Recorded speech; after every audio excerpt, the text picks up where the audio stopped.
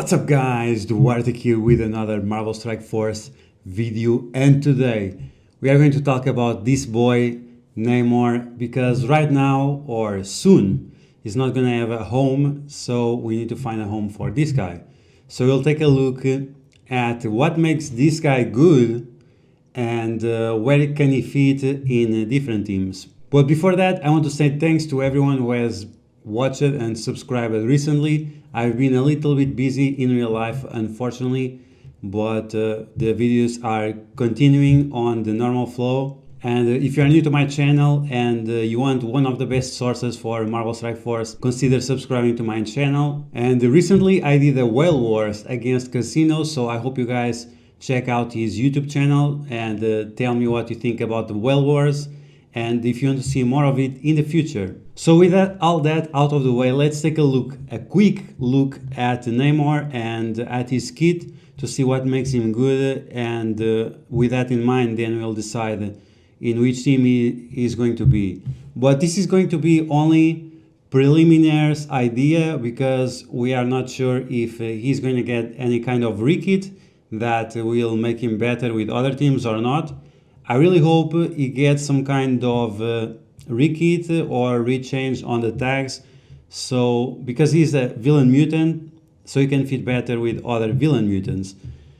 Okay, so quickly in terms of his stats, we are looking at 113% speed. That's going to be important because you want to use this guy on offense, and that's going to be relevant against the Marauders because he's going faster than Mr. Sinister, so it's something we need to consider based on his abilities.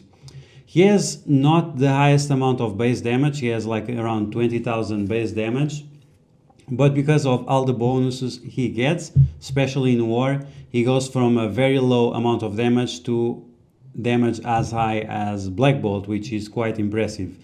Now in terms of his kits, his abilities do basic damage on the basic, only attacks one target, but it does 50% piercing. This is going to be important, especially if you have him together with other characters that can call for assists of their teammates. Now we have the special on a 3 energy cooldown, and this is once again going to be important based on the teams you are facing. If you attack this target and the target blocks, so we can use it against Mercs, we can use it against the shield team with Coulson. It's going to be very relevant, this part of the block chance, and it will attack multiple times for piercing damage. What does piercing? Piercing ignores armor, so it's like true damage, like you have in League of Legends and other games where they have this kind of true damage concept. It's the same here, it's the same here for the piercing damage, and for a nice amount he attacks the primary target plus adjacent. Once again, on 3 energy comes full. Now we have the ultimate, the Gigantum, and this ability is just crazy. On Blitz it doesn't do much, it just does damage, but on Alliance Wars offense, this attack always crits, clears 3 positive effects, and reduces the speed bar of the enemies by 40%. This ability is massive, especially if you can pair him with other characters that apply slow, which is going to be very relevant because you are applying the slow, then turn rewinding, so they are going to take 2 times longer to get their turn backs. This attack is unavoidable and it can be countered. So if you are facing, for example, the defenders, they have all those counters from Daredevil, they are not going to be able to counter, so Namor will be fine after this.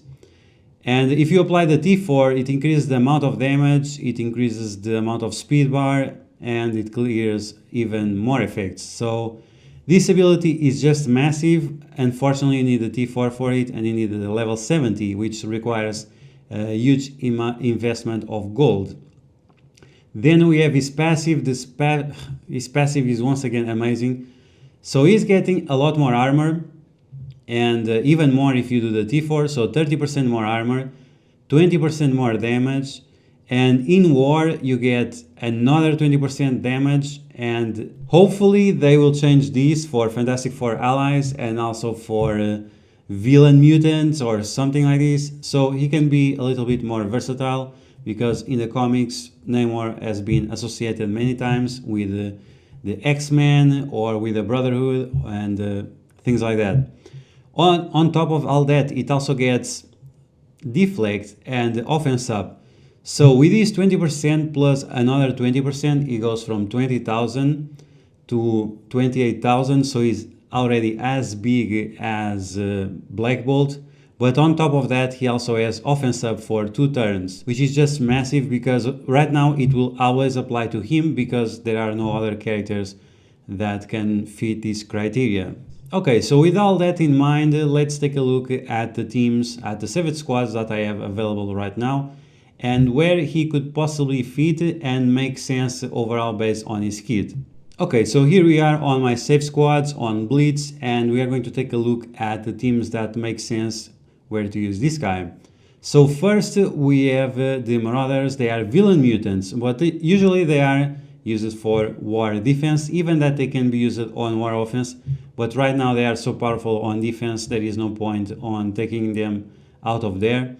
So even that would make some sense to use Namor here as an offensive team instead of the Blob.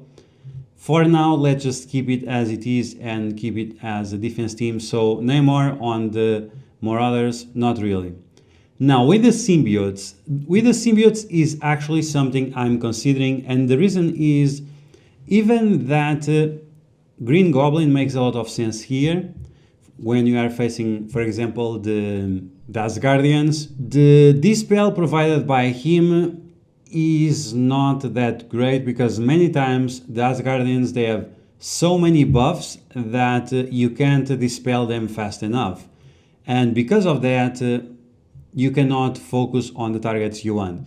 So a great place for Namor would actually be here to replace Green Goblin, and thanks to that, even if Loki applies the stealth or something like that, you just save the ultimate from Namor and you'll be able to clear all the buffs away. He would not get countered, he would be protected, and we still have Drax. He's beefy enough to sustain the attack from Hela because he has the deflects and he has that big chunk of armor. So it would make a lot of sense to use Namor with the symbiotes. They would love anyone that would dispel the defense subs, the deflects, and all of that from them. So we don't have to get stuck on Sif, and that would allow for way better strategies against the Asgardians. Now we have the Inhumans, and that's another team that could benefit a lot from Namor because they don't have a big dispeller on the team. Yes, Black Bolt can dispel a little bit, and Karnak can also dispel a little bit, and especially with Beast here, he can also dispel a little bit with the basic, but it's not that reliable, and someone with like Namor that dispels everything away and turn rewinds them would allow for Yo-Yo, Crystal, and Black Bolt to have more time to do their combo, so you can definitely kill any team. And especially if you are facing Red Skull or something like that, it allows you to do it even faster and even better. So who would I replace here on this team? I would replace Karnak and allow Namor to do all the work, and he will still get some buffs from Beast, so you'll be fine. Extra healing, extra defense up, because I think he's a controller, so he would be great. Now in terms of the Brotherhood, they are all villain mutants, so it makes sense that we would use Namor here. Unfortunately, they are all based on the tag Brotherhood and not based on the tag villain mutant. And this team works mostly based on dealing bleed damage. We have Pyro, we have Sabretooth, and then we have Toad extending all those bleeds. So because this team is mostly based on negative effects, even that Namor would help a little bit. We already have Pyro dispelling most of the buffs, so it's not like a big deal, so it doesn't make too much sense to use Namor here. We have the X-Men. It's possible maybe the X-Men with Namor instead of Storm would be able to counter the Black Order much easy. It's something we have to experience. I will try to record many different scenarios where to use Namor. So it's a possibility, we just have to try it out and see how it goes. And we have the Avengers, and the casino yesterday told me that some people are considering putting Namor here. I really like this team, and I see the point, but we already have this spell from Black Widow. We already have this spell from Captain America. We already have this spell from Quake. We already have this spell from Hawkeye. So does it make sense to put Namor here when most of his abilities are based on dispelling with his ultimate? I mean, it's okay option, but I think it's too much of a overlap of the abilities. And right now, this team works very, very well, so I don't see any reason to change it. Now, we have the Guardians of the Galaxy, and this is one of the teams that I actually consider putting Namor here, because right now, as you can see, I have 4 members, and I have Hand Sentry here, and he's not great. One of the things that counter most this team on offense is if the enemies have many deflects or defense up. Well, that's not going to be the case because Namor will clear all that away, and that's something this team really needs for this team to work well. Rocket Raccoon and Star-Lord really love when the enemies don't have any deflects and the defense ups, so you can see already the potential.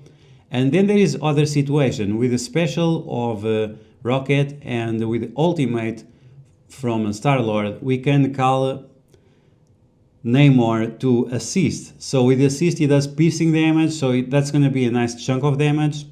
Plus we can have a situation where we can give more energy to Namor, and that will allow him to do his ultimate more often. So it's something that we have to consider. Do we want energy for Rocket and for Mantis, or should we give the energy to Namor and allow him to do 2 ultimates in one fight?